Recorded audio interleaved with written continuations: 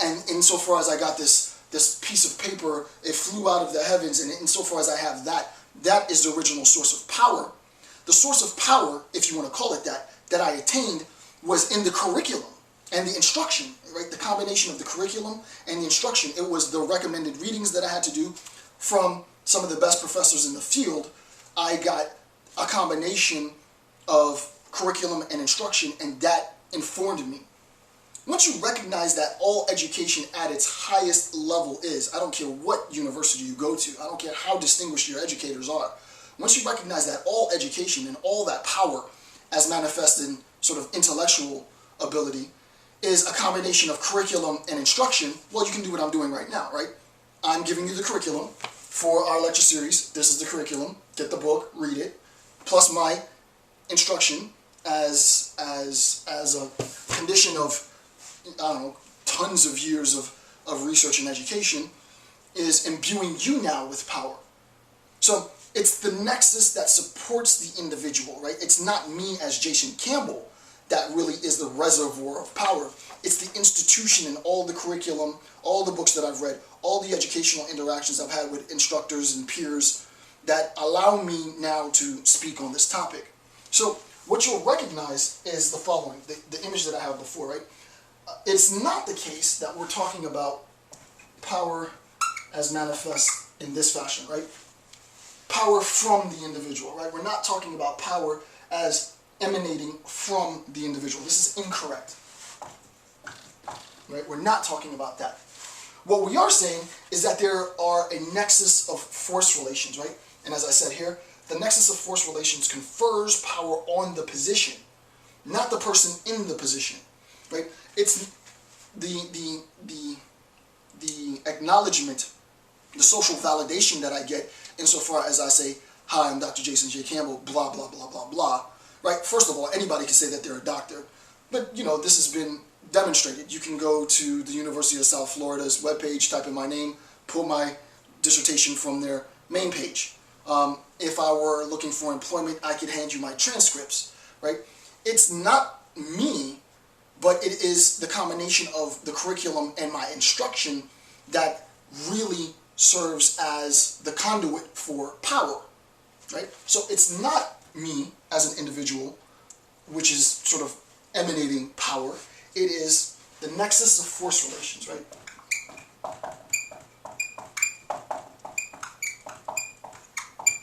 Right? The nexus of force relations, and as I've depicted in the image, I had to try and construct a visual so that you could have a sense of this, right? The nexus of force relations. Remember all of these force relations, all of these little interconnected nodes, right? The curriculum, the instruction, the combination of curriculum and instruction with a HD flip camera, right?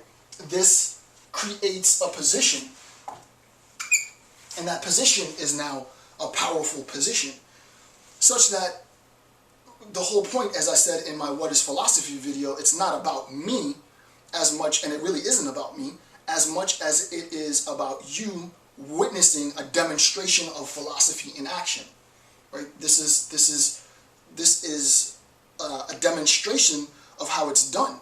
And all you have to do is, well, you know, Dr. Campbell reads books, I'm going to start reading books. He doesn't talk about the books that I like to read. So let me read some books, and I gather as much information as I can, and you don't have to go to university for this.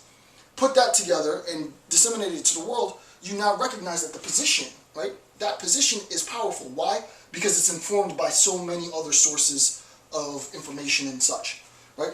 So rather than talking about a specific individual, we recognize that we've desubjectified, right? We're not talking about a subject. Sorry, that was supposed to be an arrow. We're not talking about a subject, right? What we're talking about is the position, Foucault. So the nexus of force relation confers power, so power is conferred from the nexus of force relation into the position, and any individual, right? Any individual who occupies this, any individual who occupies this position now has the potential to disseminate power. Okay, so I'm going to do a movement-specific note. I want you to take, and I should change my color so that this is a little clearer. I want you to take note of the idea of what I said before. Not really what I'm saying via Foucault, right? Right? It is the occupation. It is the occupation of the position, and the fact that that position is itself informed by, has had power conferred to it, the position, by a nexus of social relations.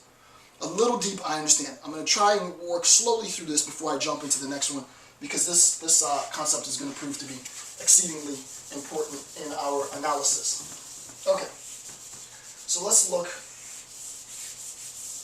at the movement-specific note. Okay, movement-specific note, right underneath the image. The Occupy movement is bigger than any one person. That's the simplest way I can sort of put all of this complex Foucauldian analysis into a bite-sized chunk that people can understand, right? The Occupy movement is not about an individual. It's not about a leader. It's not about an individual person, right? Though we recognize that there are important people in the movement, right? I am definitely sort of entrenched in the movement. I've done my bit to protest and go to rallies. I'll probably, more than likely, do more of that, but I'm definitely, hopefully, I hope, making a meaningful contribution by giving all of this information out for free.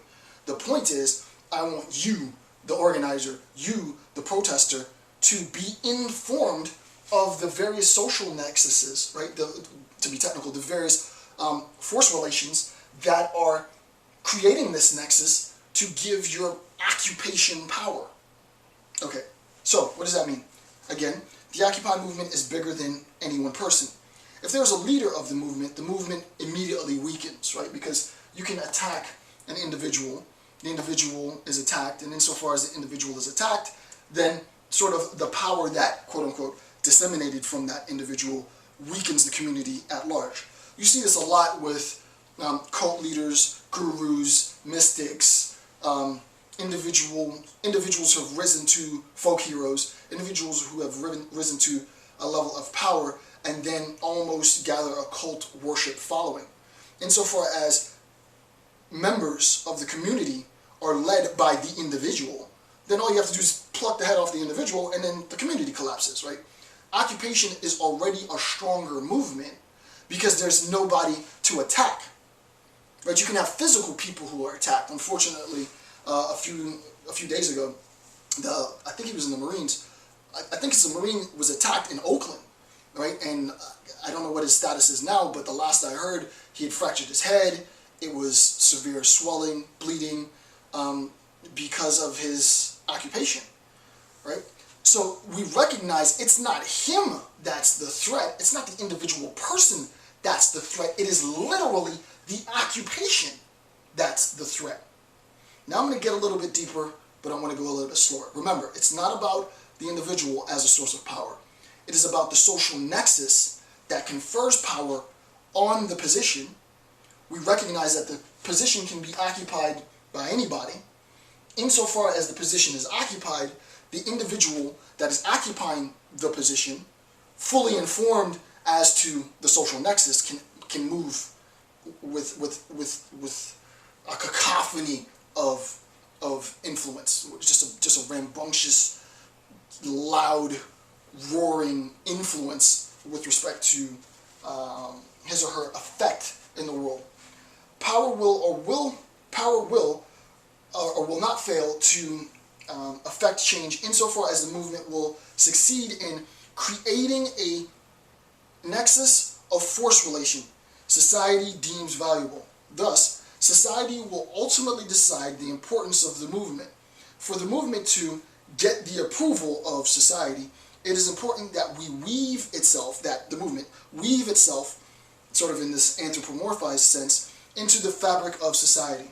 The Occupy movement can't simply be something we do on the weekends, right? It can't be the case that, well, I got my 9 to 5, I do what I can, but I'm occupying on the weekends. Granted, I have my 9 to 5, I can't occupy during the weeks, so I occupy on the weekends. I immediately recognize that the position of force relations requires me to be present, to be occupied really 24/7, 365.